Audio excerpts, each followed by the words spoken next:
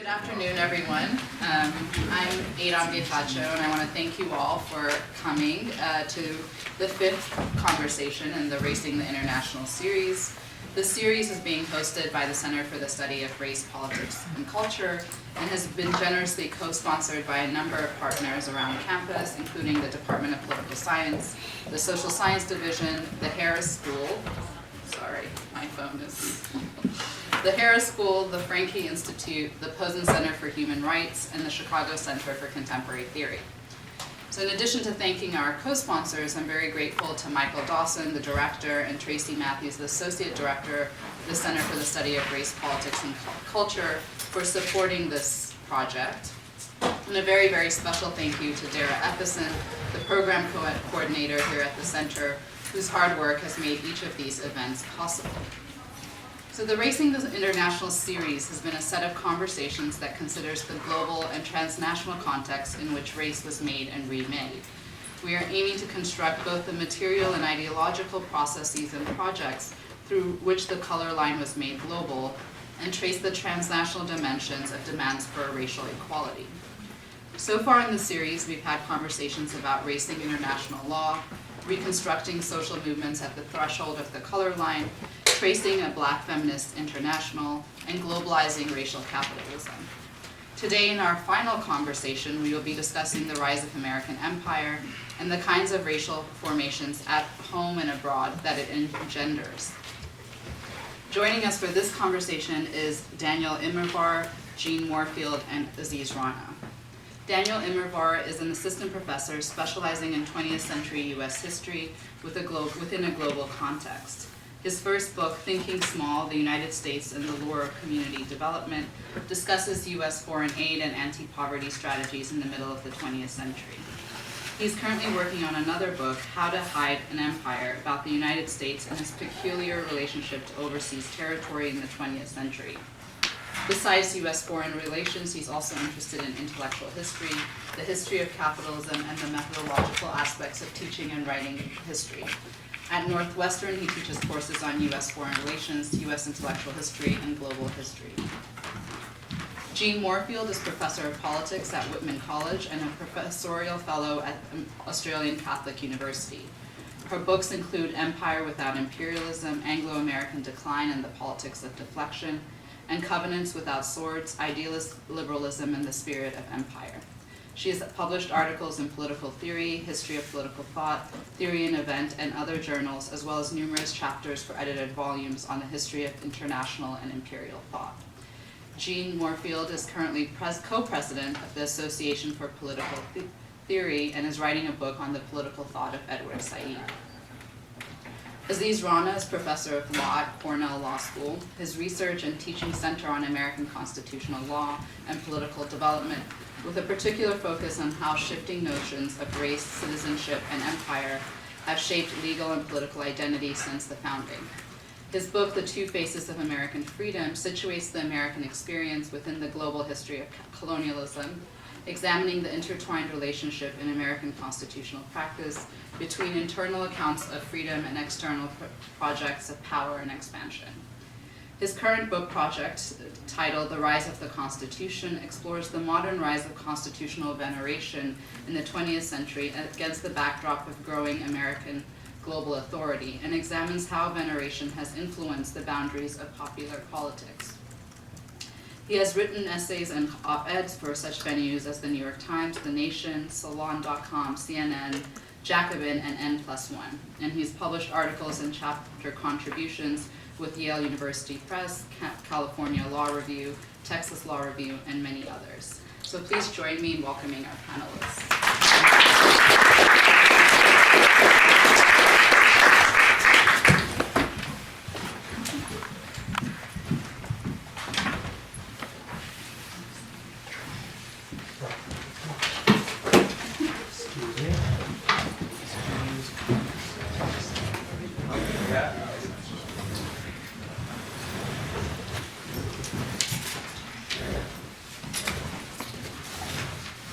There we go.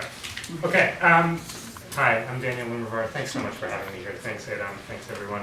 I am writing a book called How to Hide an Empire, And what that book is about empire in a way that we don't always talk about it when we're talking about the United States, which is the formal territorial empire of the United States. So places like the Philippines, Puerto Rico, Hawaii, and Alaska before they become states, American Samoa. And I find that it's sometimes hard to talk about these places because when we talk about the United States, we normally talk about this. And what I've learned is that this is not the United States. These are the borders of the country for only 4 years. Very quickly after these borders are achieved, the United States starts growing and growing in terms of islands and overseas possessions. So I've learned to see this not as the United States, but as the United States mainland. And in fact, the legal borders of the United States, this is a map from 1900 at a rare time when people on the US mainland were eager to showcase the imperial dimensions of their country. The actual borders of the United States are much more extensive and are much more in motion over the course of the 19th and 20th century. Here you see something you almost never see on a map of the United States. Well, not anymore because it's independent, but the Philippines, Hawaii, and Alaska, Puerto Rico over there, Guam, American Samoa, Wake Islands. These are parts of the United States, these are places within the United States, and yet they often get written out of the history. So that's what I'm trying to do. And as I've tried to do that, I've came across a few fairly obvious things. One is that a lot of people live in the United States, but not on the US mainland. By the eve of World War II, if you live in the United States, i.e. in these kinds of places, in anywhere that's on this map, you are more likely to be colonized than you are to be African American, by odds of about 3 to 2. The colonized population is really large in the United States by the middle of the 20th century. And the story of colonized people, some of whom, by the way, are themselves African American, for example, those who live in the Virgin Islands, the story of colonized people is, not surprisingly, a story of both legal deprivations and not legal but social deprivations, economic deprivations, all that kind of thing. It's not entirely a surprise that a country that has all forms of sort of racial hierarchies for those in the mainland would also enforce those within its larger territorial extent. But there is one aspect about the experience of colonized people that I think is different and is really important to highlight, which is that it's not just that people who live in a US empire suffer from all kinds of racial subordination, it's that their experiences are often erased. Because when we talk about the United States, this is what normally we're talking about. Erased by historians, but also erased by actors at the time. So I want to tell you a story that I'm guessing that many of you won't have heard, but a story that is absolutely essential to Puerto Rican history, that highlights both some of the things that happened in these territories, but also the ways in which the empire is hidden. And you'll see that happening in the story, as well as in historical retrospective looks at it. So I want to take you to Puerto Rico, and I just want to focus on one aspect of it. This is, those of you who study imperial history know that territories often function as sort of laboratories, as places where experts can go and try things out without the kind of oversight that they might experience if they were working in the metropolitan spaces. And Puerto Rico, for various reasons, has tended to function for the United States as a medical laboratory. It's where a lot of drugs are tested. It's where the birth control pill was tested back in the bad old days of really high dosages. And there's just been a sort of pipeline of doctors going to Puerto Rico. Part of the reason, at least by the 1930s, is there's a widespread perception that Puerto Rico is not just a diseased place, but also that it's badly overpopulated. And that kind of fed into a sense that Puerto Rican lives are more disposable. The problem with Puerto Rico is there are already too many Puerto Ricans. So that's the sort of general discursive environment in which Puerto Rico exists by the 1930s. And the story I want to tell you starts with the arrival of a doctor named Cornelius Dusty Rhodes, who is going to Puerto Rico as part of the Rockefeller Institute to study hookworm. Hookworm is something that's endemic in Puerto Rico, and he starts doing studies of it. And in total Tuskegee style, he starts doing studies by first inducing hookworm in some Puerto Ricans to see how they fare, then depriving treatment to others.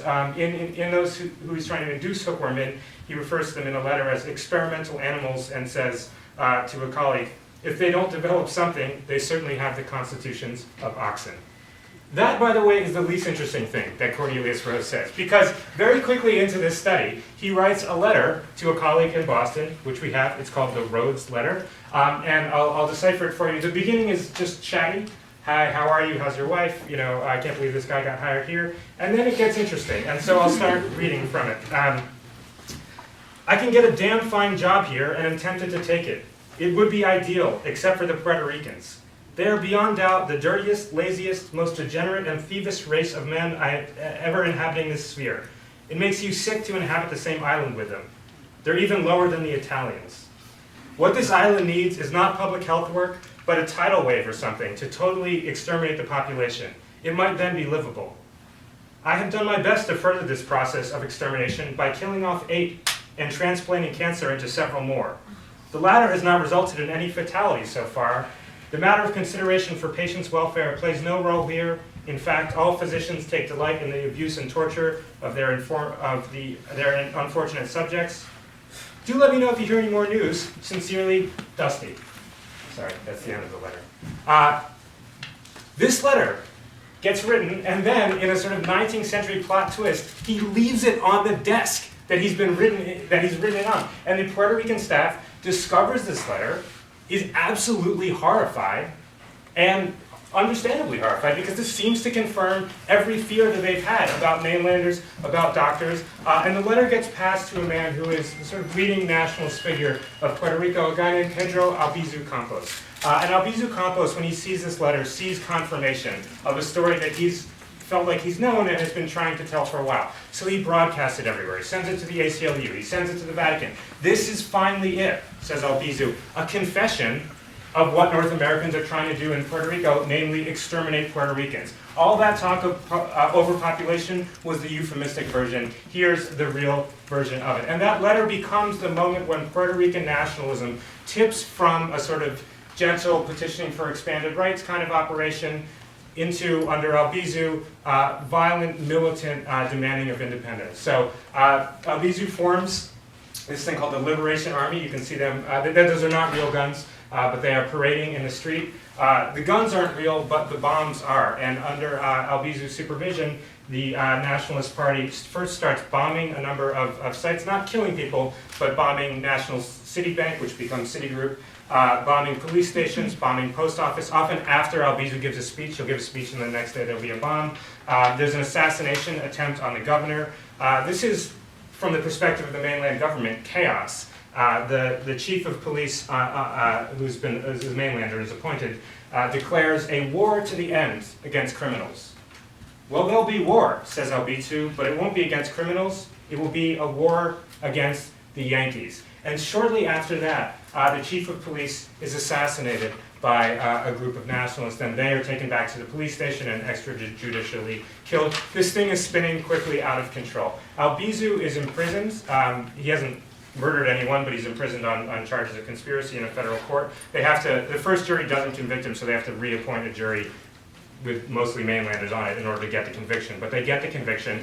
Albizu is convicted, and while he is in prison, his army, again unarmed, marches in the streets, but this time the police show up. They are armed, they have Tommy guns, and they just start mowing down the marchers. It is the largest US police massacre, or massacre committed by the police in US history. It kills 19 people, and we think it wounds 150. I mean, it's just bullets spraying up and down the street.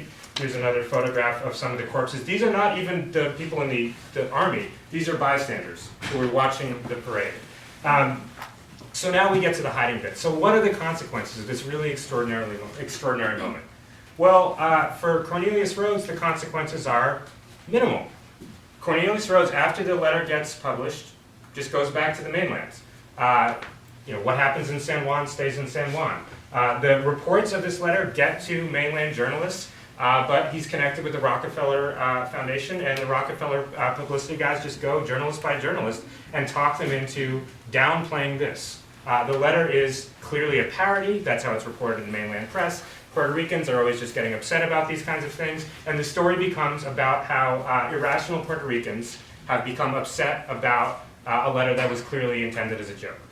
The governor of Puerto Rico does not see it as a joke. The governor of Puerto Rico regards this as a confession of murder launches an investigation, discovers another letter which I wish I could read to you because the governor says it's worse than the first one, but the government destroys the letter, destroying the evidence, because they don't want to create more of a kerfuffle. There is an investigation, and the government decides that Cornelius Rhodes hasn't actually killed anyone. But of course, Cornelius Rhodes is back in New York, is not even asked to testify on his behalf, and the government also, we now know, had been destroying evidence. So it's a little unclear what happened. Anyway, Rhodes' career starts going, he's not just unscathed, he's not even fired from his job. In fact, his career starts getting even better and better. In 1942, he's elected the vice president of the New York Academy of Medicine.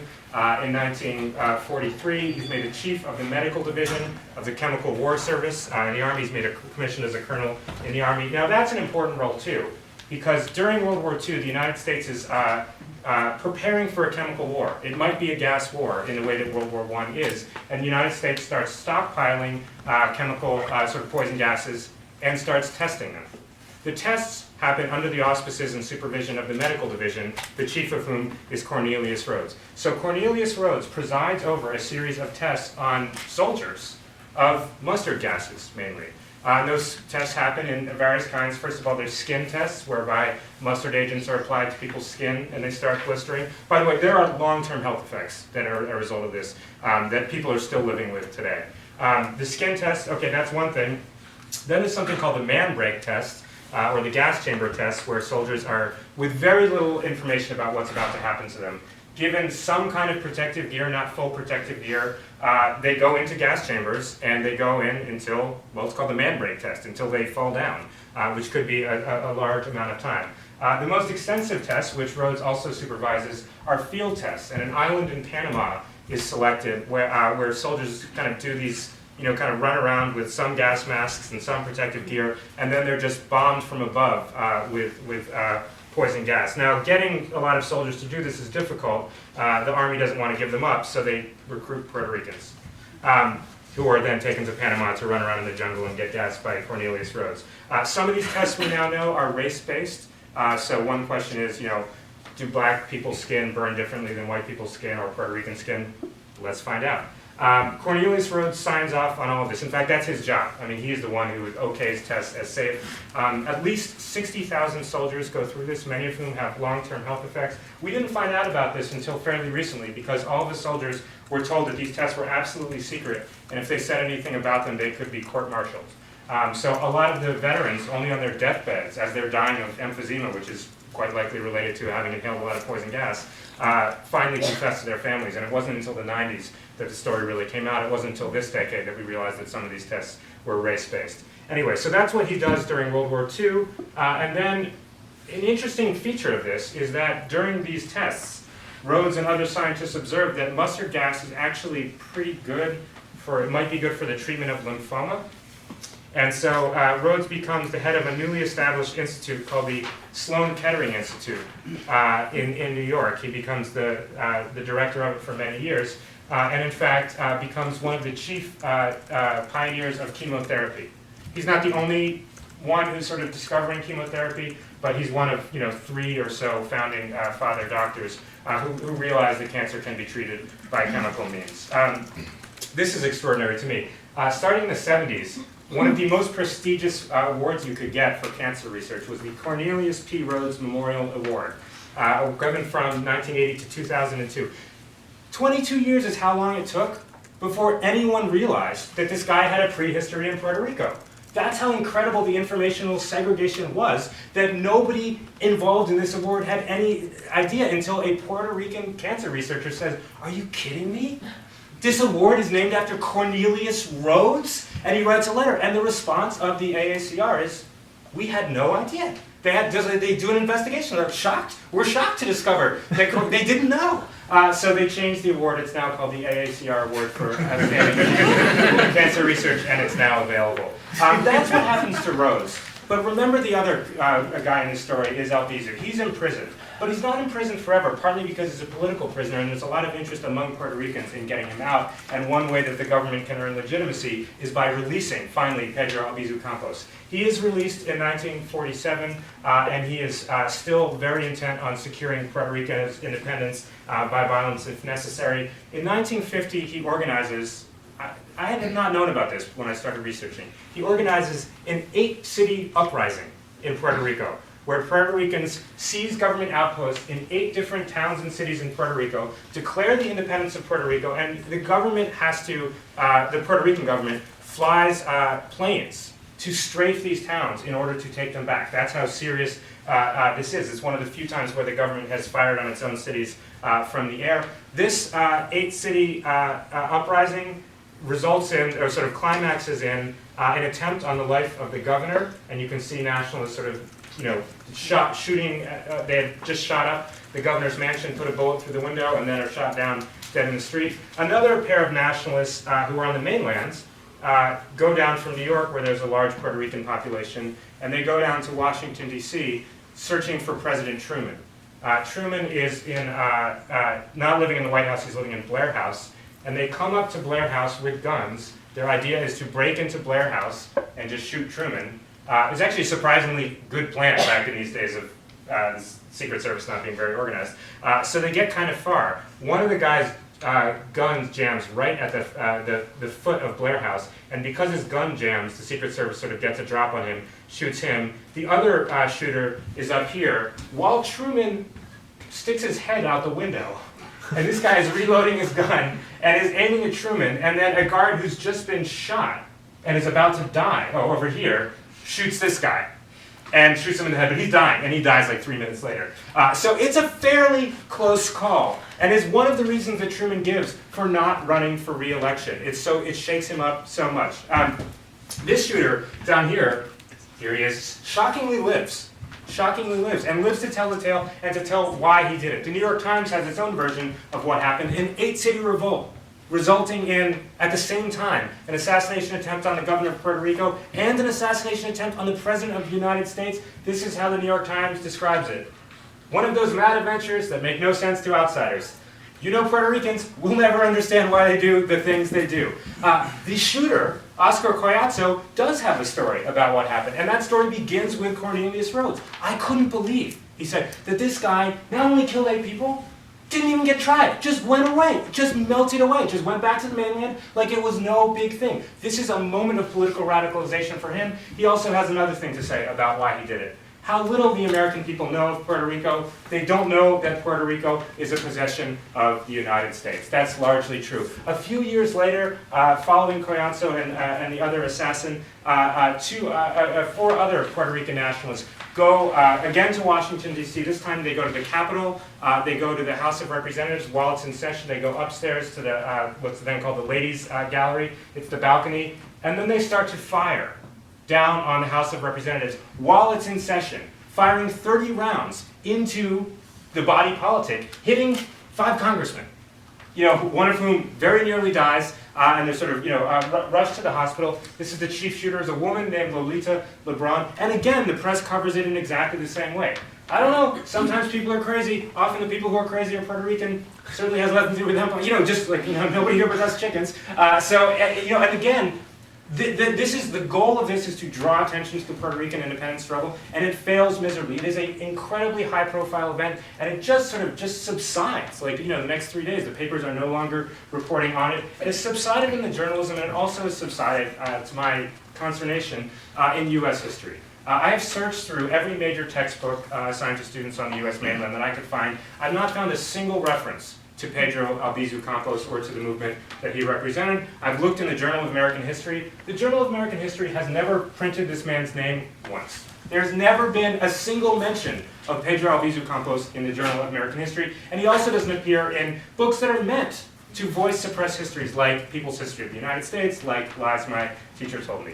Well, if Pedro Albizu Campos is not known by these kind of mainstream outlets, he is known on the mainland because the mainland has a lot of Puerto Ricans on it, and they know exactly who Pedro Albizu Campos is. If you go to Division Avenue around the 3000 block, you will see the honorary Dr. Pedro Albizu Campos Street, and if you walk down that street a little bit, you will get to Pedro Albizu Campos High School, a public high school named after Pedro Albizu Campos that's been going for over 40 years and has a family learning center named after Lolita Lebron, the chief shooter in the House of Representatives. That is the only thing she is famous for, by the way. You can go to New York. You will also see the Don Pedro Albizu Campos, K-8, I think, in Harlem. You can go to Levittown, Puerto Rico, that is, where the builders also put up a Levittown, and go to the Dr. Pedro Albizu Campos High School there. In 2000, there was a Puerto Rican Day Pride Parade, as there is every year. It was dedicated to the memory of Pedro Albizu Campos. 1 million people marched in that parade. Among those people, Rudy Giuliani and Hillary Clinton. And I guarantee that neither of them had a damn clue who Pedro Albizu Campos was. Thank you very much.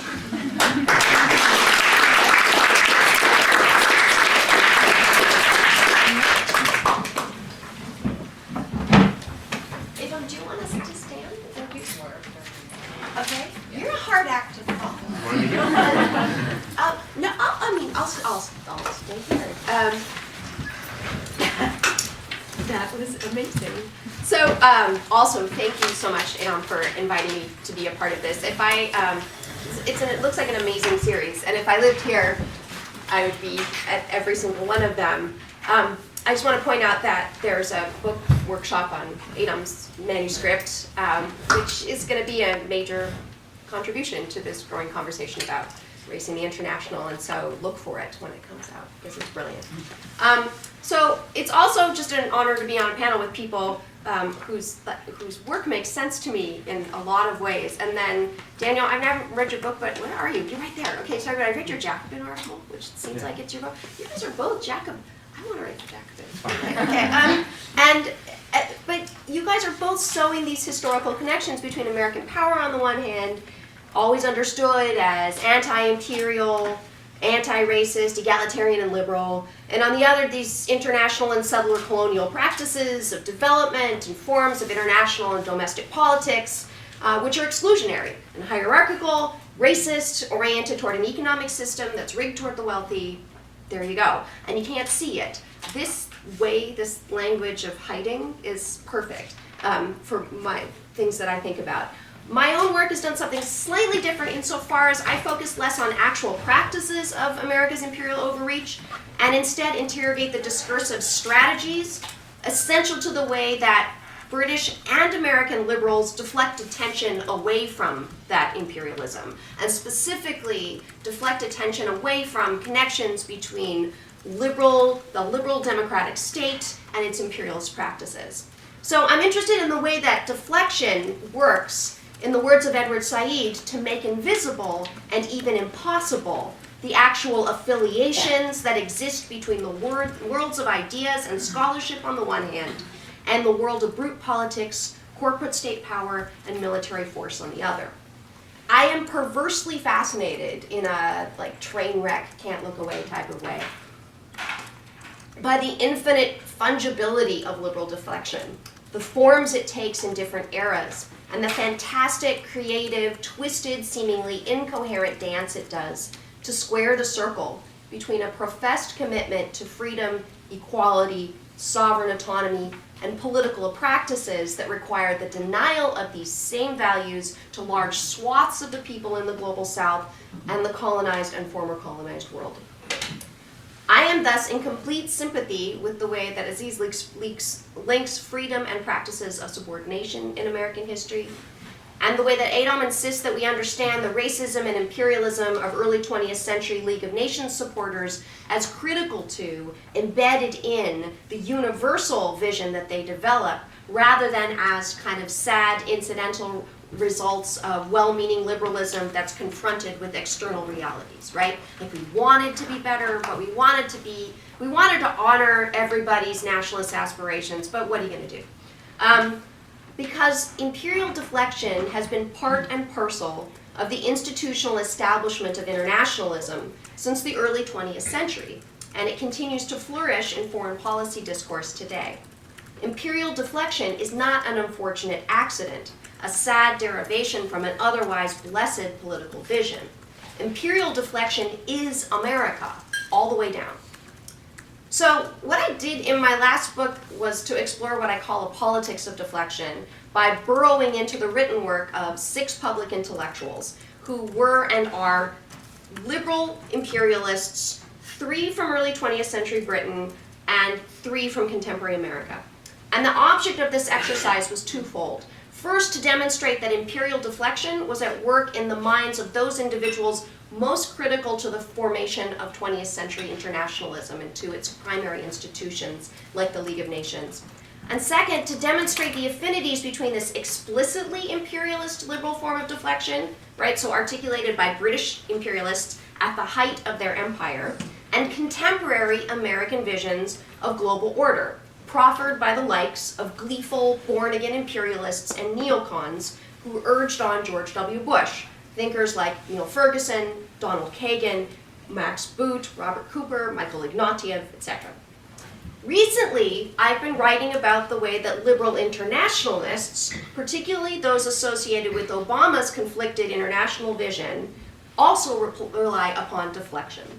And these are people involved with the Princeton Project on National Security, Harvard's Kennedy School, and they understand themselves as neo-Wilsonians, who articulate an international vision that rests on a belief in the historical convergence between, quote, support for the rule of law, open and reciprocal trade, and a commitment to democratic government and human rights, and an American-led international order which, since 1949, has shown itself to be fundamentally, quote, different from past imperial orders and balance of power orders.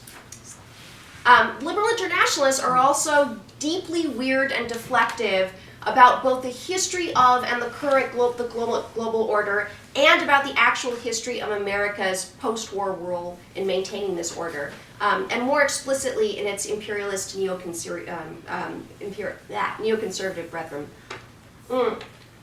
And they're particularly conflicted about the relationship between liberal internationalism and history.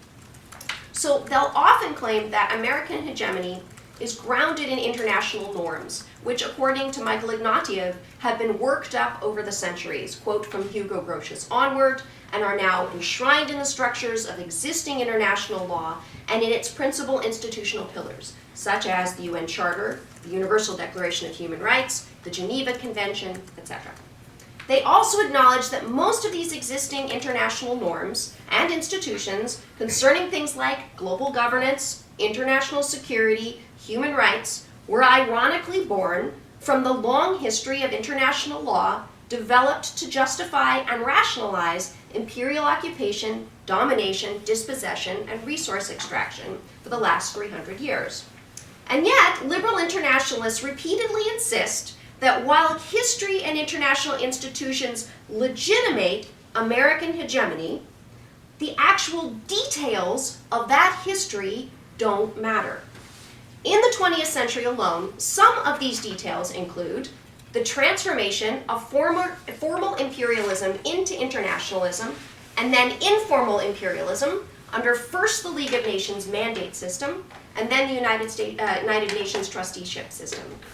The systematic undermining of democracy in the post-war period by the United States through covert acts of aggression and violence, overt acts of imperial aggression like the Vietnam War and/or covert military campaigns like Obama's drone war, and a resolute failure to problematize the continuing existence, nay expansion, of the power of the US military, which currently has 800 bases worldwide in 163 countries. These pesky details, according to liberal internationalists, have absolutely nothing to do with the American-led international order since 1949. In John Eikenberry's words, quote, "For decades, the United States has served as the system's first citizen, providing leadership in public goods, anchoring the alliances, stabilizing the world economy, fostering cooperation, and championing the values of openness and liberal democracy." There are a variety of deflective strategies that liberal internationalists employ to get us to look away from these contradictions and of this kind of weird, fantastic bedtime story. But chief among them is an obsession with crisis, which tends to take two forms. One's prolix and one's situational. Eikenberry's word represents the kind of prolix form, using crisis in the titles of pretty much all of his published works. And seriously, go look him up, right? He argues that the American-led liberal hegemonic order is perennially in crisis because there are, quote, pressures for change, in the organization of that order from rising states like China and India that threaten to its underlying foundations and thus endanger peace, security, freedom, and the global rule of law. Crisis, in Eikenberry's sense, is a chronic feature of our current condition because American power is consistently being threatened. So it's both necessary and always under attack. For Ignatieff, crisis tends to be more situational. They usually involve non-liberal states, often controlled by people whose regimes the US once supported, appearing to violate international norms, or a crisis can occur when people from the fringes of the liberal world order rise up in both violent and non-violent political protest, e.g. the Palestinians during the Intifada. So just before the war in Iraq in 2003, for instance, Michael Ignatieff insisted that, quote, our contemporary situation in global politics has no precedent since the age of the latter Roman emperors. In 2014, after Putin's invasion of the Ukraine and the ongoing violence in Syria had plunged us, he argued, into a new war, with a new world war, one profoundly off-kilter from the post-war liberal world order, and that had actually no precedent. Quote, with the proclamation of a terrorist caliphate in the borders of Syria and Iraq, the dissolution of the state order created by Mr. Sykes and Monsieur Picot in their Treaty of 1916 is proceeding to a fiery denouement. This is an insane thing to say. The Sykes-Picot Agreement was a secret treaty brokered by Britain and France during World War I, in which two imperial powers divided up the former Ottoman-controlled territory of the Middle East between themselves. They did this even as they were promising independence to the Arabs who fought with them against the Axis powers. They were deciding who would be the post-war mandate powers in the region. Sykes-Picot and eventually the mandated territories transformed a corner of the Ottoman Empire into one of the most volatile regions in the world through the creation of new borders, the installation of puppet leaders, the rampant extraction of resources, and the promotion of religious distinctions and hierarchies which remain to this day. Many of the states created by this process, the majority of which became independent after World War II, were rarely stable and in fact were purposely and repeatedly destabilized by the US, France, and Britain throughout the Cold War period. The order that the Sykes-Picot Agreement secured served very few people's purposes, aside from those global world powers intent on oil extraction and the anti-democratic leaders they supported. And the kinds of Arab nationalism it engendered were often state-centered and militaristic. So Ignatieff's evacuation of history from the contemporary moment and his conviction that this order is preferable to anything else says volumes about his global vision. In his mind, the American-led status quo is always the thin shell that stands between order and chaos, the, quote, tectonic plates, in Ignatieff's words, being pushed apart by the volcanic upward pressure of violence and hatred. Because they're crazy. They're just people being, who knows why. We don't know why. Right? So this is an imperialism that cannot say its name, that flaps wildly in our faces, screaming at us to look away, look anywhere, just don't look at history, both remote and as recent as the previous year. And while we aren't looking, somebody needs to act. Invade, bomb, send in drones in the name of duty, to protect, to shore up our fragile global order, but the acting has to happen and it has to happen now. Because this is a crisis and therefore we can't stop and think about it, see how we got here without endangering all that's good about American hegemony. Of course, crisis language, the kind that positions the indispensable imperial nation as perennially on the brink, always the only thing sewing together the fabric of the universe, always avoiding history, has a long and ignoble history of its own. For instance, just before World War I, and at the height of British imperial power, worried pro-imperial liberal pundits associated with the Round Table Society, shortly thereafter to become the Royal Society of International Affairs, whose members would play a not insignificant role in helping to found the Council on Foreign Relations in America in 1921, produced countless memoranda about the journal articles and papers, complete with massive models and sort of these visual aids that were all about the sort of demise of Britain's liberal hegemony, the dangerous waves of Indian labors marauding through the Commonwealth, and the relentless rise of an ever-expanding China. The clarifying logic at work for liberal British imperialists then and contemporary American supporters of American hegemony is the same, right? If not us, then who? China? India? Russia? Really? You're going to choose them? You can't choose them. This is a crisis. The long 20th century of liberal imperialism, British and America, the idea of crisis here looms so large it literally blocks out the sun. So what does any of this mean right now? That a right-wing nationalist, reality TV tycoon with ties to Russia and an aversion to NATO has come swanning on the world stage, tiny knuckles dragging, claiming that all America ever does is apologize to its enemies and give too much away in aid and been too cautious with North Korea and underspent on its military and let in too many refugees. I'm just going to go ahead and declare that I am out of my depth when it comes to speculating about a Trump foreign policy and what it's going to look like, given that people with far greater expertise than I am can't seem to figure that one out. What I can do is speculate a bit about why he's ultimately so troubling to so many foreign policy pundits and IR scholars from so many different ideological orientations, and then suggest that the way liberal internationalists have responded to Trump is both hardly surprising, given their tenacious attachment to deflection, and precisely the opposite of what is needed right now to oppose the frantic xenophobia, explicit racism, and chilling violence that makes up the core of his worldview. Because before Trump was elected, foreign policy types were pretty much all in agreement that this was a complete crisis. From realists to liberal internationalists to neoconservative ranters, a huge swath of the foreign policy regulars committed themselves to the idea that Trump demonstrated, quote, a predisposition to strategic recklessness, and that his espoused politics amounted to, quote, a de facto withdrawal from the liberal world order.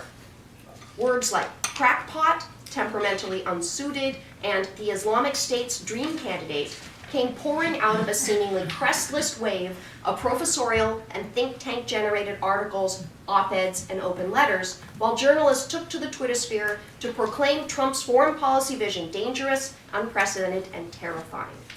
Of course, after he was elected, a big chunk of these same pundits, largely realists and actually largely neocons, adapted themselves to the new reality. Max Boot being pretty much the most unctuous in this regard, although liberal internationalists are still wringing their hands that this is actually happening. The question remains, what is it about Trump that sent so many people, foreign policy experts, over the edge, even the ones who have decided they can work with him now? Why does he bother them so much if, NATO and the border wall aside, what he suggests isn't actually so radically different from George W. Bush or even Obama, right? Trump is largely echoing Obama's policies regarding settlements in Israel, for instance, and he's simply pushing the envelope of Obama's drone strike strategy to its logical conclusion. If drone strikes are okay in the first place, who cares about civilians, right? Why not get the CIA involved? Eikenberry captures the problem for liberal internationalists pretty much perfectly in an April 17th article for Foreign Policy entitled The Plot Against America. And by the way, I am choosing to believe that if he were dead, Philip Roth would be rolling in his grave at the uses and abuses of his book over the last couple months. Here's the quote. One must look long and hard to find any utterance by Trump about the virtues of the nation's political traditions, the genius of its founding fathers, or the great struggles and accomplishments of liberal democracy. This silence speaks loudly, and in February, when asked on Fox News why he respected Russian President Vladimir Putin, even though he is a killer, Trump dismissed 250 years of national ideals and the work of generations of Americans who have strived to reach the moral high ground, responding, "What? You think our country's so innocent?" I think at the end of the day, what drives liberal internationalists crazy about Trump is his Tourette's-like inability not to state the obvious, right? Along with malevolence, uncomfortable truths just fall out of his mouth. This country isn't innocent. This country is an empire, built on land stolen from people who were already here on the backs class of slaves whose economic success is grounded, along with all of the states in the global north, who claim to have washed their hands of 400 years of dispossession and resource extraction from the people they colonized, on the continued exploitation of third world economies. The post-war liberal world order that Eikenberry finds so exceptional and so pacific has depended since 1949 on the systematic denial of democracy to people in Syria in 1949, by the way, the site of the first CIA coup, on the Congo, Iran, Guatemala, Chile, Greece, the list goes on and on, you're all familiar with them. America is historically exceptional only insofar as it has managed to be an empire without admitting imperial power for longer than anyone could expect that a state and a people could sustain that level of delusion. What does this mean politically? Because this is where we live. Trump is insane. But so is the continued belief that America is the indispensable nation, the historical avatar of peace and freedom, only occasionally and reluctantly stumbling into aggression and illiberalism along the road to economic, political, and military hegemony and mutually assured nuclear destruction. Another cruder way to say it, I'm just going to say this and it's on tape, whatever, so you can... Trump says crazy shit because this shit is crazy. Moreover, I want to suggest that the oleferous ease by which liberal internationalists have always asserted the core goodness of America over time, despite reality, has contributed to the rise of Trump.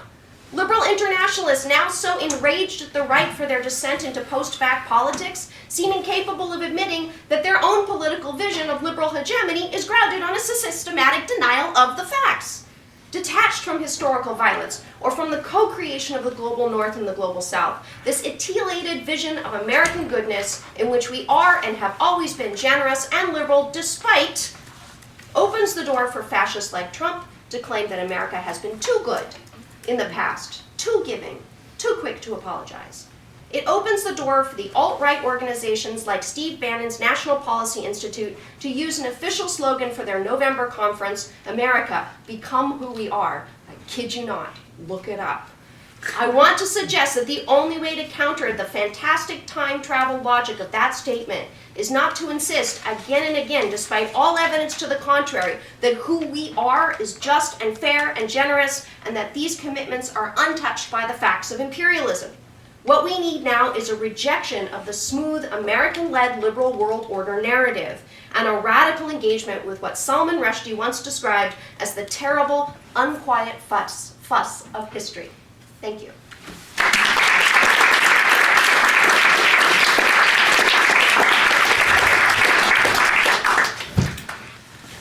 So first, I'd also like to thank Adam for organizing this panel and for the invitation, and Dara for all of her work bringing us all together. It's a pleasure to be here, and it's a pleasure to be on this panel with both Daniel and Jeanne. Those are truly fantastic talks, and so I'm very excited for the question and answer. So what I think I'm going to end up focusing on is sort of an historical overview that's framed around a basic claim. And the claim is that what we're witnessing now, and in some ways this is really a continuation of what Jeanne was just saying, is the breakdown, I think, in the kind of animating frame that's marked American global power and really national self-conception since the post-war period, since World War II. Now, what's going to come next? Unclear, who knows? We might have a reconstitution of precisely the vision and animating core. We might have something that's fundamentally different, but in order to be able to appreciate this breakdown, I think it's really useful to just chart conceptually the shifts in imperial understanding, really going all the way back to the earliest days of colonization. So that's what I'm going to do. I'm going to talk about what I see as, at the highest degree of analytical stylization, the two basic modes of American imperial authority, what I call settler empire, that's tied to my first book, and then what I'd refer to as global primacy. And then I'll end with just some reflections on the present. So really, from the earliest period of colonization, so from the early 17th century until the late 19th, early 20th century, we can really think of American legal and political development as organized around what I call settler empire. It's a particular brand of settler colonization that made the U.S. not unlike settler sibling projects in Australia, South Africa, New Zealand, Algeria, as a French example. and that was framed legally through a basic divide in the rights, opportunities provided to colonists and their descendants as opposed to non-settler communities, particularly native peoples whose land was expropriated as a condition for the settler land base, and especially African Americans, but not just African Americans whose coerced labor was a condition for economic growth. And there were basically 4 essential elements of this settler imperial project. The first was a very particular relationship to property. So what colonists brought from England was a radicalization of the resurgent Republican tradition that had taken hold there, especially before and during the English Civil War in the 17th century. And the basic thought was that land ownership, economic independence, was an essential condition of self-rule. And indeed, meaningful self-rule required direct participatory control over all of the primary sites of collective life: economic, political, and spiritual. So you have a radicalized vision of what amounts to a kind of democratic imagination that locates property at the core. The second is a commitment to territorial expansion, because the only way that you can actually create a class egalitarian society where property is broadly distributed is by expanding the land base. This is why native expropriation is so key.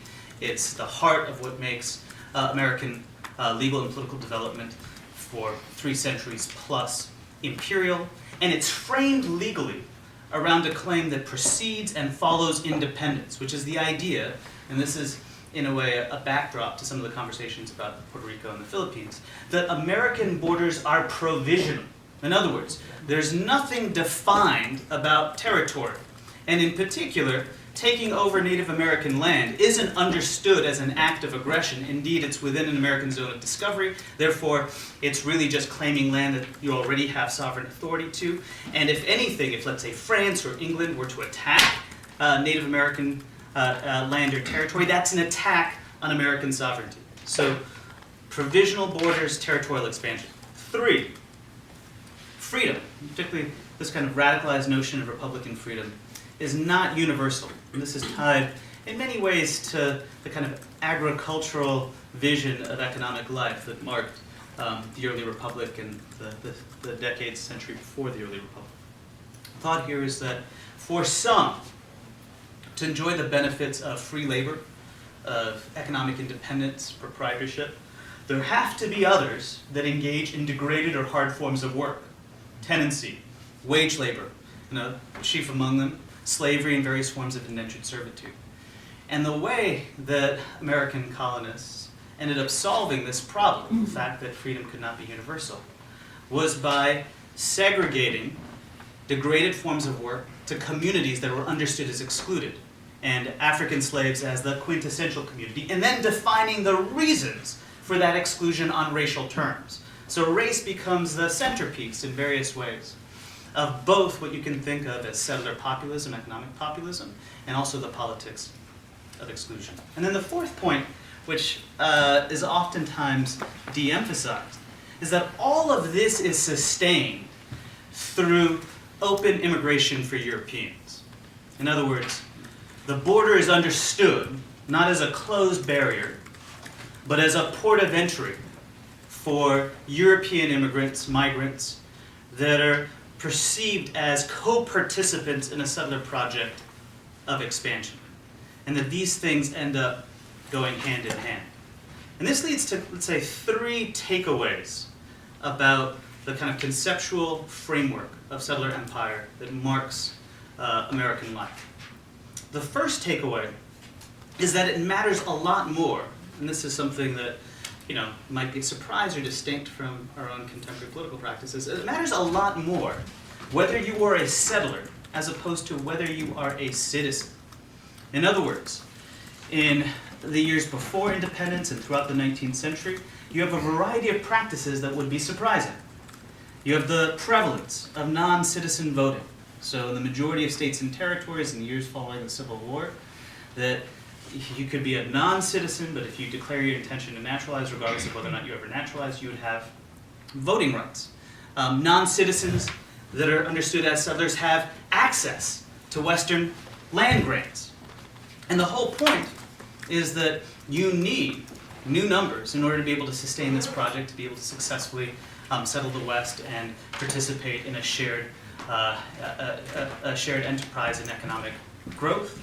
And so this requires a transformation of what had been European judgments about the relationship between sovereign and subject as opposed to sovereign and alien. So the citizen-alien distinction is way less important than the settler-non-settler distinction. It's why, for example, in the years before and after the Civil War, you could have formal citizens, like so-called quote-unquote free or non-enslaved African Americans, that were formal citizens, but were denied, including simple entrance into Western territories, denied all of the preconditions for what you might think of as Republican freedom. Indigenous peoples, Mexican Americans, so communities with long histories on the land that were framed as non-settler and so, again, denied the conditions for freedom. What this means is that social cohesion is really built around settler identity. It's not located in national institutions, it's not located in national symbols, it's located in a decentralized and ethnically defined project of expansion. 2, this generates modes of inclusion and not just exclusion, and those two things are linked. It's really telling that in the 18th century, in the early days of the Republic, in the context of the settler revolt, which is how one way to think about the War of Independence, the focus is on Anglo-Protestant identity as the core of settler identity. But over time, just because of who in fact is migrating from Europe, the shift ends up moving from Anglo-Protestantism to whiteness, because you have large numbers of Catholics coming from places like Ireland and Germany, and Catholicism, which had been understood as ideologically, ideologically predisposed to authoritarianism rather than Republican self-rule, gets reconstructed as a shared Christian heritage and a shared ethnic heritage in whiteness. And so, interestingly, the settler project actually generates a mode of inclusion by expanding who can actually be incorporated as part of the community, and focuses attention on whiteness. This is why, in various ways, we can think of the high tide of immigration in this country, like the conditions for the 20th century immigrant identity, as the 19th century politics of settlement. And then the third point. This is an imperial project that is self-consciously built on demographics and demographic transformation. It's not about colonial dependencies in the ways in which European imperial politics is managed. It's not about creating colonial dependencies elsewhere that are understood as legally distinct or different. The thought is that you have land that's expropriated from native peoples and it's transformed into white land. You take a non-white corner of the world and you construct a white republic on that land or territory. It's why Teddy Roosevelt very consciously understood the US as white men's country, like South Africa, like Australia. And it's also, this is something that I think is distinct from the 20th century, it's self-consciously understood as imperial. So it might not be a brand of European empire, but it's an outgrowth of the European project in the non-white world, and it's thought of as a particular kind of imperial activity. Okay, so how does this start to break down? It really breaks down in the late 19th, early 20th century because of the rise of industrialization, the closing of the frontier, and the development effectively of massive forms of internal economic inequality within settler society that produces intense forms of class conflict that cut against the presumptive experience of free labor and class egalitarianism that was supposed to be the exceptional benefit of what it meant to be a settler. And in the context of this really profound ideological crisis, you had a number of different actors, both inside and outside policymaking circles, that attempted to focus on, well, if the US is exceptional on two scores, class egalitarianism and territorial expansion, the ways in which territorial expansion feeds a kind of rugged individualism, think Frederick Jackson Turner, perhaps the expansionist project can be the basis for reasserting a kind of social cohesion within white settler society. And it's these efforts that end up becoming a kind of defining force behind the US's move toward a much more aggressive global posture.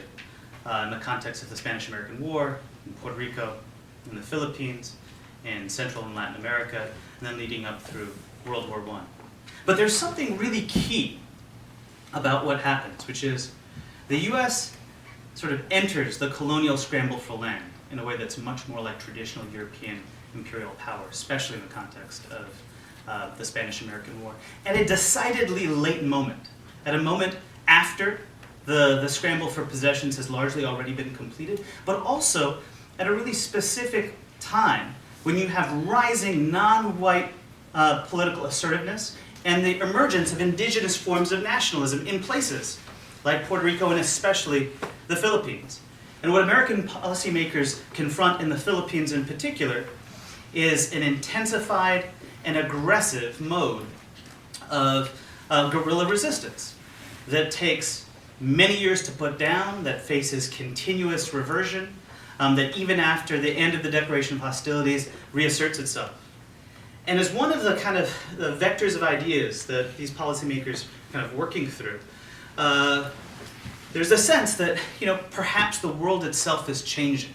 Now, the book that comes to embody this thought is a book by an Australian journalist named Charles Pearson called National Life and Character of Forecast that's initially published in 1893. And it's written as a kind of horrified premonition. The thought is that the era of white European dominance is coming to an end, and at some point, Europeans are going to have to face the equality of non-white political communities. And then the question is what to do. The thought is that the US and Australia, in a sense, are out of step with the tide, the march of history. Oliver Wendell Holmes Jr.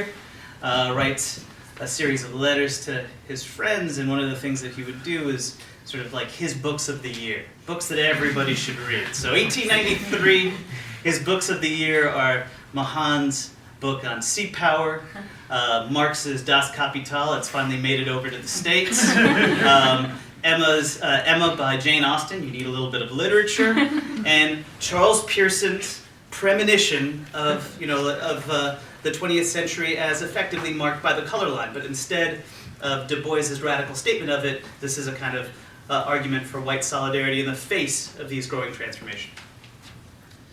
What happens as a matter of policy against this backdrop? Just as a condition of being able to maintain political authority in places like the Philippines and even actually Puerto Rico, the US ends up having to hand over some degree of mediated self-government, self-rule, to local communities. And then that raises the question, which is, well, wait a second, if just to stay in Puerto Rico, you're giving power to local families, what's the justification for why you're there? And what elite actors, initially in the Republican Party, but then ultimately in the Democratic Party as well, do is they reclaim a Civil War Reconstruction era idea of the US as really marked by a very particular brand of exceptionalism. It's the place where the Enlightenment came down to earth. The proof of this, the US as the universal nation, is in the Constitution and the Declaration of Independence. They highlight that from the founding, the basic principle of American life has been constitutionalism and universal equality, self-determination for all, and indeed that American power is not organized, as David Jane Hill writes in 1960, by the principle of imperialism. It's organized by the principle instead of constitutionalism. And then there's a question, which is then why is it that you don't just hand over power to local self-determination movements? And the response here is a claim about not just universalism, but cultural particularity. This ties directly to the kind of work that Jeanne does. The thought being that, well, there's a particular cultural history going all the way back to the Mayflower Compact that specifically attunes Americans, and here read white settlers, for political authority, and to manage projects of racial uplift and tutelage for communities that are less developed. And so you can have Wilson, on the one hand, champion self-determination, but on the other hand, articulate both the centrality of the managed system, managed self-determination, racial hierarchy at home and abroad. So Jim Crow politics domestically, mandate politics internationally.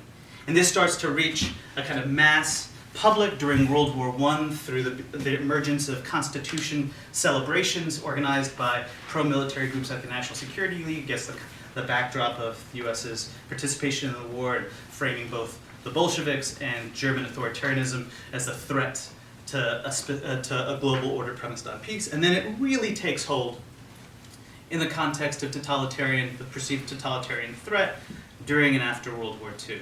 The idea here being that what totalitarianism is framed around is the notion of a closed society. What defines the US is an open society. It is the world in miniature, as Gunnar Myrdal states in The American Dilemma, and that its primary interests are interests in self-government. Those interests are equivalent to the interests of the world. American national security is the same as global stability. So whatever threatens, again a connection to what Jeanne just said, whatever threatens American national security interests threatens global stability. Now all of this really ends up framing the post-war order that American policymakers construct. And this post-war order is shaped around three, let's say, basic thoughts. Thought number one, constitutionalism in ways small and large actually becomes the language, the kind of indispensable language of American power at home and abroad. Now domestically, the way that you can see this is through sort of like the focus on the Constitution is creating a particular kind of civic culture that moderates against extremes, and it moderates in two different ways, by producing checks and balances that protect the system of the rule of law, that create the divided power of presidential authority, where there's no single actor that can assert extreme or unlimited power, and that all of this produces the kind of moderating liberal culture that marks the US.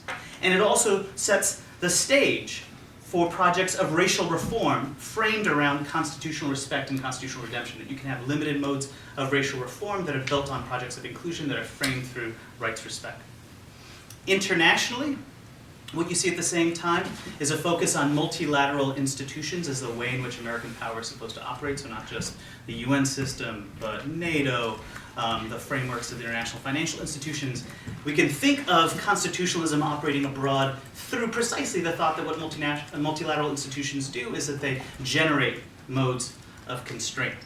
And at the same time, the US aggressively promotes constitution writing projects, even when it opposes democratization efforts on the ground. It frames its interventions as creating the conditions for constitutional rule. Even things like setting the stage for property ownership, opposing nationalization schemes, changing the economies in the global south, all of that is understood as tied to a constitutional agenda. Two, it generates a very specific language of lawlessness, of violence and lawlessness. So one of the things that marks, frankly, it marked American life before the Cold War, it marks American life during the Cold War, it marks American life afterwards, which is just the prevalence of violence as the daily condition of imperial activity. But there's a specific rhetoric that frames this, and that you see even in folks like Eichenberg. And the thought is that the Soviet Union is a kind of extreme threat, and the anti-colonial movements that are tied in various ways to the Soviet Union mark an extreme threat. And what they generate is a kind of instability or crisis that requires aggressive response. And since this threat is itself a mode of terror, sometimes you simply have to fight terror with counter-terror. So the entire doctrine of realism in American foreign policy that emerges is kind of, it's sort of sick with like self-doubt and concern about dirty hands. My God, we have to use these means that we don't want precisely because of the enemy that we face. And on the one hand, what that generates is a reassertion of the idea that the US is indispensable, it's special, it's the most moral country on earth, and it's precisely its moralism that's highlighted by the fact that it feels so terrible about the very means that it has to use. And at the same time, it produces a conversation of critique, a liberal conversation of critique during the Cold War that's all about hypocrisy. You have ideals, you don't live up to these ideals. Rather than what in fact is the anti-colonial and socialist argument is that no, actually these things are mutually constituted and it's the very ideals that are generating the modes of violence. And then the third point.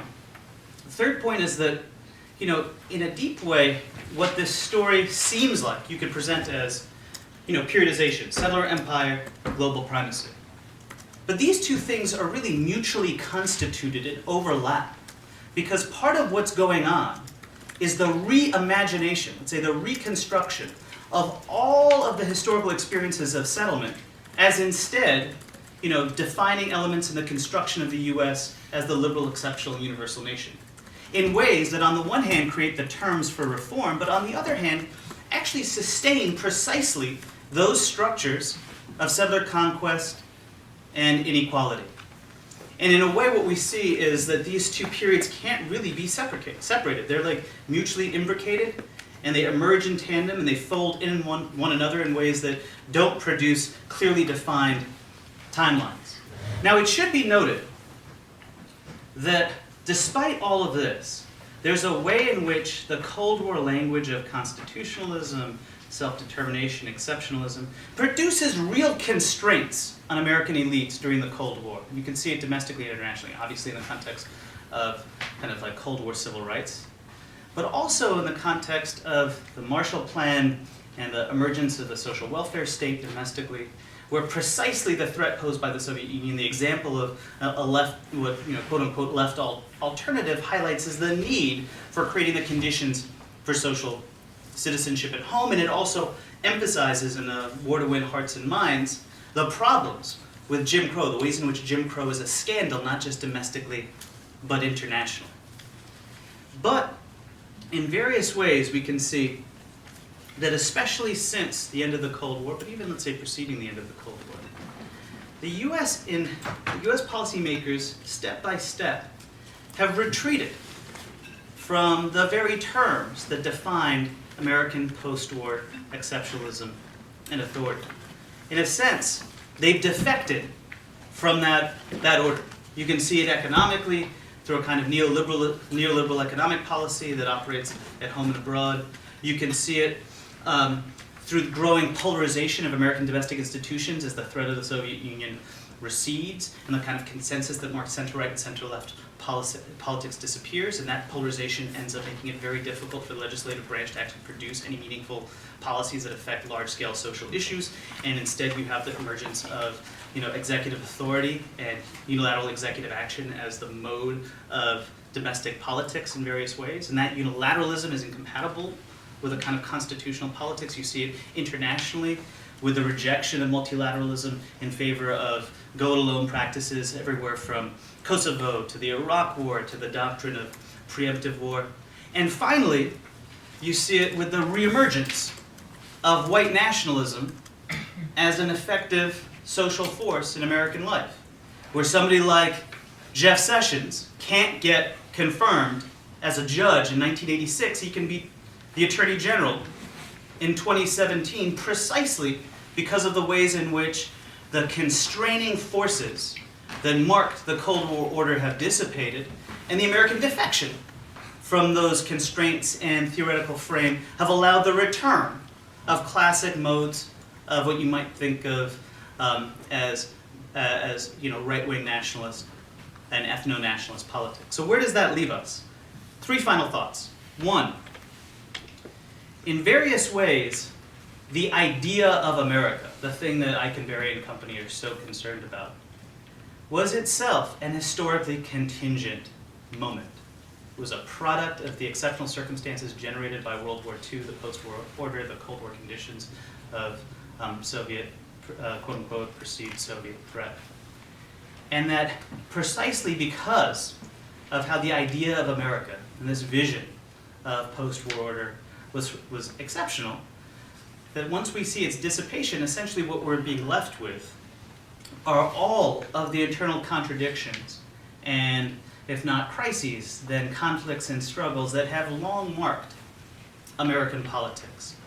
And rather than thinking of, the US as at an end, I think it's more interesting to explain the extent to which that post-war period reconstructed for ordinary citizens and political actors the very meaning of the American project, so that the terms that marked American life before and after the founding that would have been self-evident to somebody like Teddy Roosevelt no longer are even part of the collective horizon of how you think or understand American power.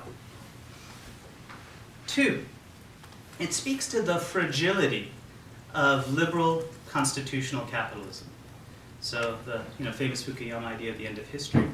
In a way, what Fukuyama and company were really noting was a specific historically contingent development that was already, frankly, on its way out.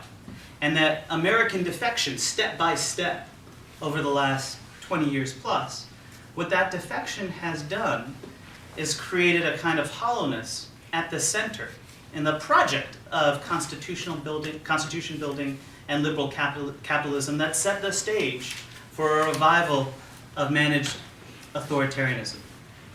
And then 3, what I think it means in the present now is that we have the persistence of raw American power, but in a context in which the president questions whether or not there's a difference between Russian and American violence. Just this week says maybe the Constitution is archaic. And what that highlights is the persistence of the defense of the power, but without any of the kind of legitimating justifications that were meant to explain why preeminence was warranted, and indeed what the objects of preeminence consisted of. This is not to put any kind of happy gloss on the violence of the Cold War period, but it's to highlight the ways in which, in a sense, we're back before the consolidation of that post-war political frame with a variety of different competing possibilities, both deeply troubling and problematic, but also, frankly, hopeful in the way in which they might invoke a kind of social democratic alternatives and possibilities. That in this way, 2016 was perhaps the first election, truly like the first election of the post-Cold War era, and now we're left to wonder what that will mean.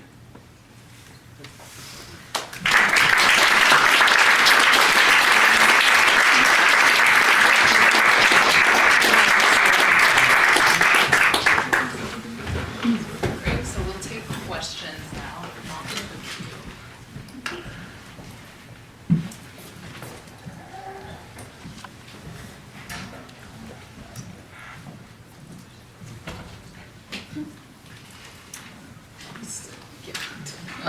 Can I just ask the obvious question? So, Jeanne, you told us a story about continuity, and you kept insisting, it goes by different names, they call it liberal internationalism now, but it's basically empire. And then Aziz, you told us a story that had at least 4 different moments, and some pretty significant shifts in terms of how power works, or in and around the United States. I'm wondering if either of you want to address the others for you. Do you want to start? You go.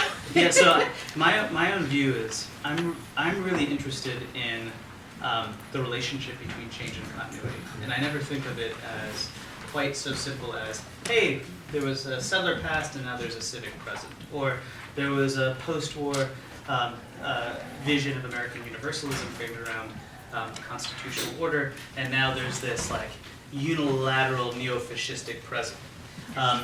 You can recognize disjunctures while still being able to tell a story of continuity. Indeed, just like what Jeanne said, I'd say that like the Trump present is really the culmination of continuous practices that we've seen now for 25 years. So the very people that were speaking in the language of American exceptionalism after the end of the Cold War were steadily rejecting all of the terms that marked that post-war order. And similarly, even though self-conception changes really dramatically, what the U.S. is, how it understands itself, to reject the U.S. as like the first truly anti-imperial nation, if anything post-colonial rather than southern colonial, which is like a mind-blowing thought, and would have been mind-blowing, frankly, to Americans living in the late 19th, early 20th century.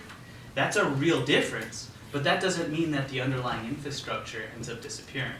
So to me, the thing that's always interesting is to ask the question, why is it that past modes of thinking no longer resonate among contemporary publics, while at the same time, so that requires highlighting difference, at the same time, generating arguments that show the ways in which those past modes of thinking continue to have real institutional teeth. What he said?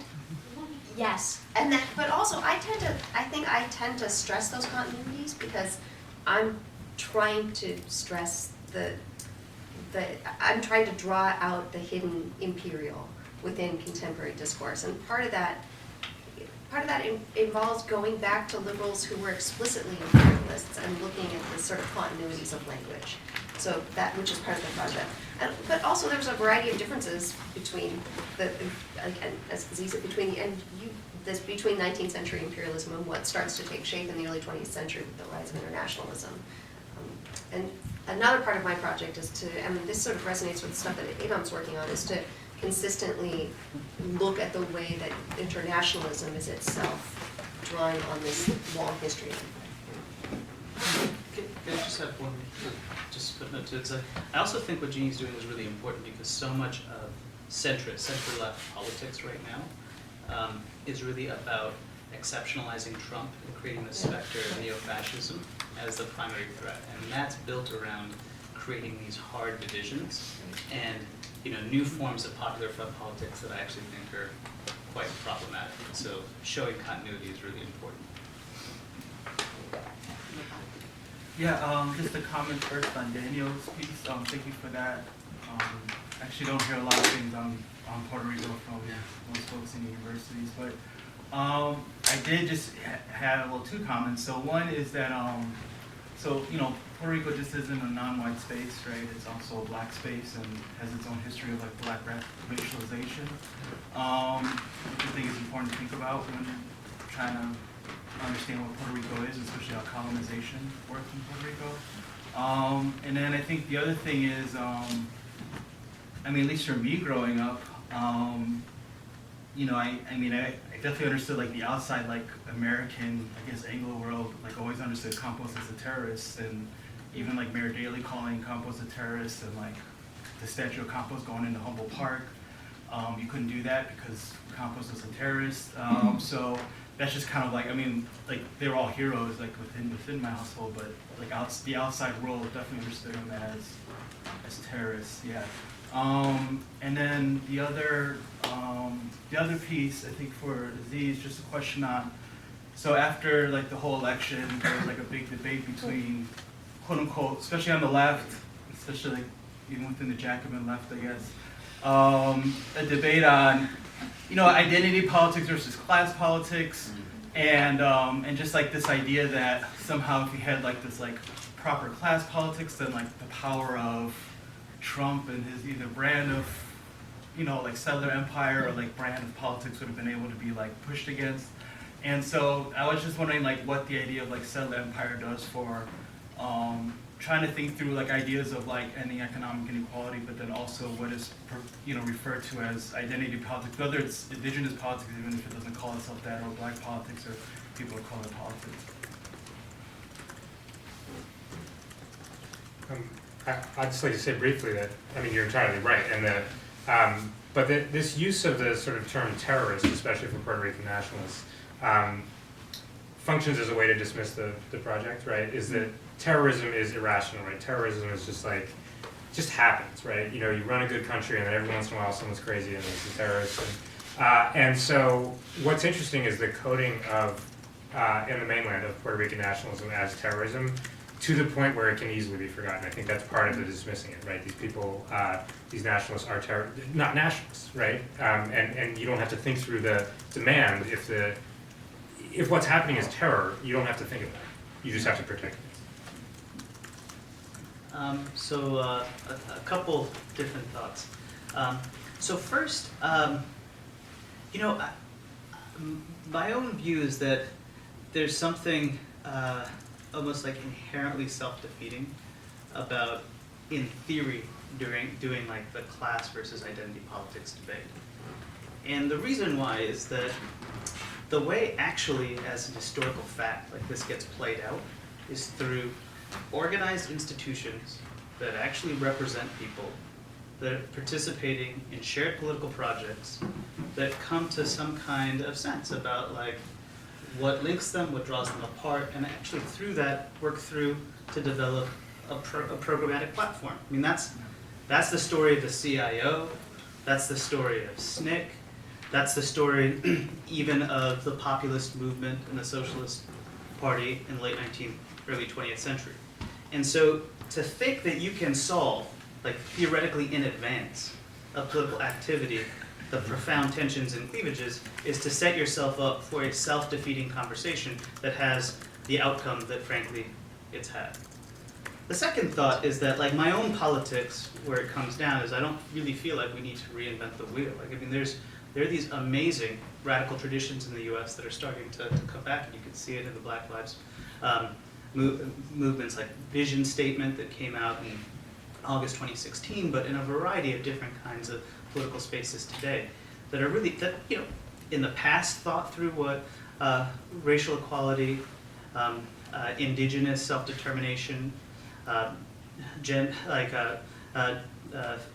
feminist liberation, and economic equality would mean, and how those things can be pieced together. We can go through like an entire policy platform. And so then the issue for the present is frankly how to make that real as part of not just mass kind of grassroots politics, but some institutionally organized frame that's articulating a truly broad-based kind of like working class politics that's organized around these principles. And that's frankly the struggle of the present, which is you have ideas, you have like the grassroots foot soldiers, but you have no control over like the organized institutional apparatuses of power, unlike at various moments in the 20th century in the US.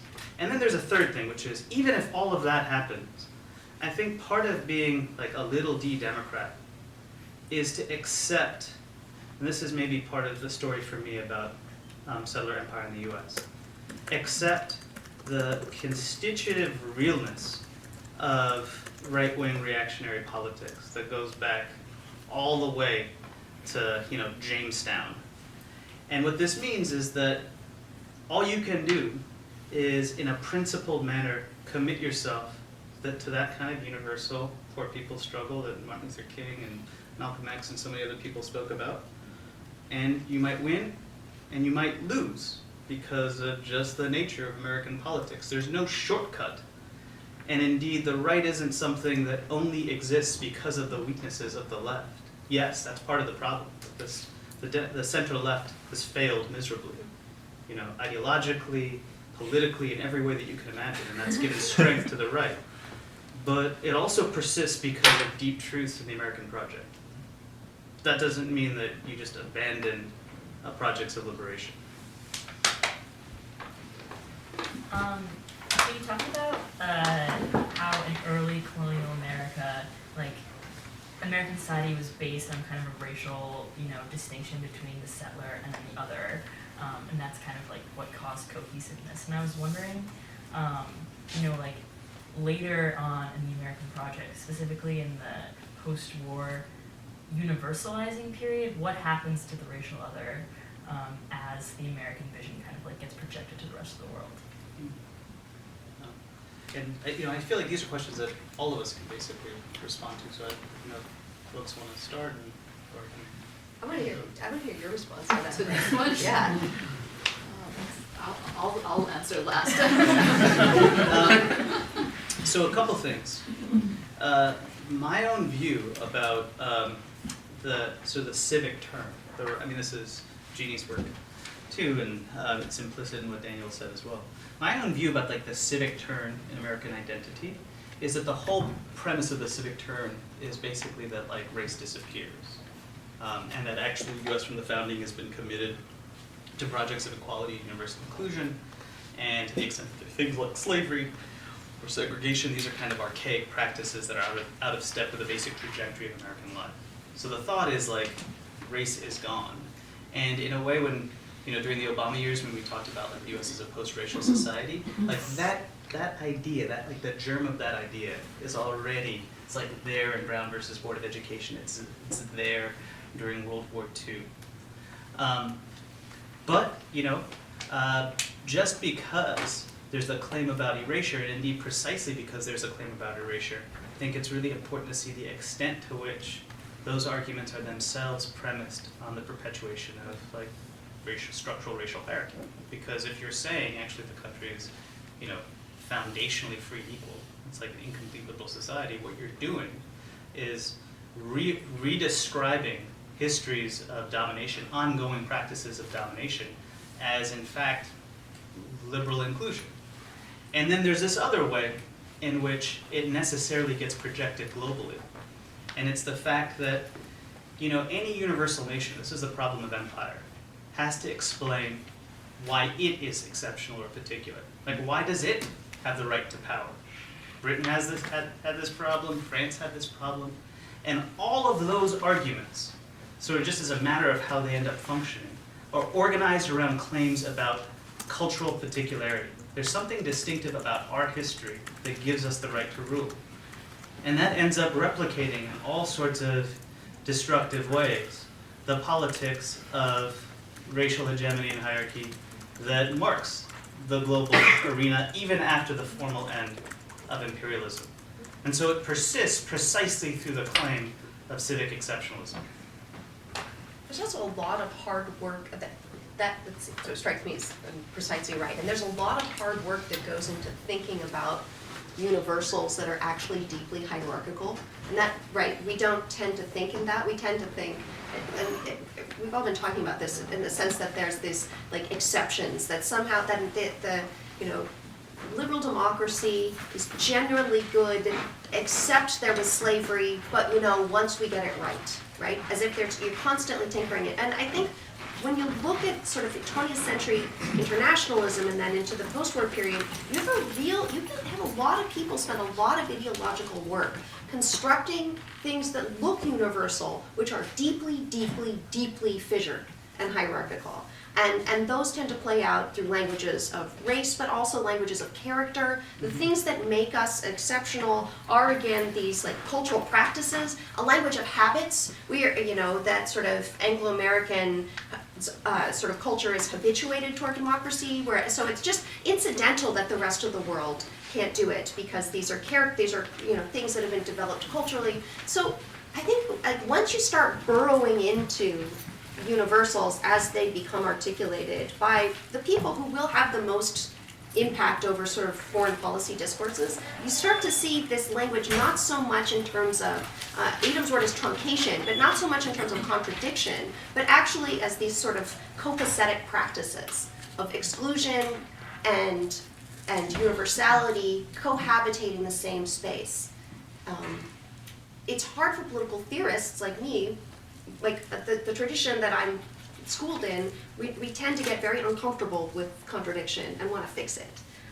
But in fact, these contradictions live, they are the center of the project, and that's how I think you need to read them. I guess one thing I would just add is I think one thing that happens both in the story about decolonization and in the American story about the standard story about the American Civil Rights Project is the ways that those projects, radical demands around racial equality get read as demands around inclusion. So the colonial story or the story of decolonization is a story about inclusion in an existing international state system that on the whole works appropriately. It's just a matter of expanding the boundaries of that international system. And the standard story about the civil rights movement is also one of inclusion into the terms of American citizenship. And when the story is told in those terms, the radical projects of reimagining and reconstituting the American project and the international project disappear, and in certain moments are made into pariahs, right? So the ways in which Martin Luther King in his later moment, in his critique of the Vietnam War, or in the Poor People's Campaign, gets read as completely outside of the project, even though that was already part of what he was demanding in the earlier moment, or the deep, in the international stage, the reactions to the demands around the new international economic order, or claims around permanent sovereignty over natural resources, getting similarly read as kind of unsustainable kinds of demands because they can't fit into the pre-existing terms of the conversation. So maybe we'll take one more question. Yeah, Tejas. Oh, I actually had a question for Professor Morefield. As you were talking in your list of foreign policy thinkers, one person who came to mind for me was Fareed Zakaria. Yeah. I actually read about him in my first book. Oh, yeah. But because that represents a different kind of liberal expansion, and I was just reading something actually on that he'd written for, I don't know why, but who knows?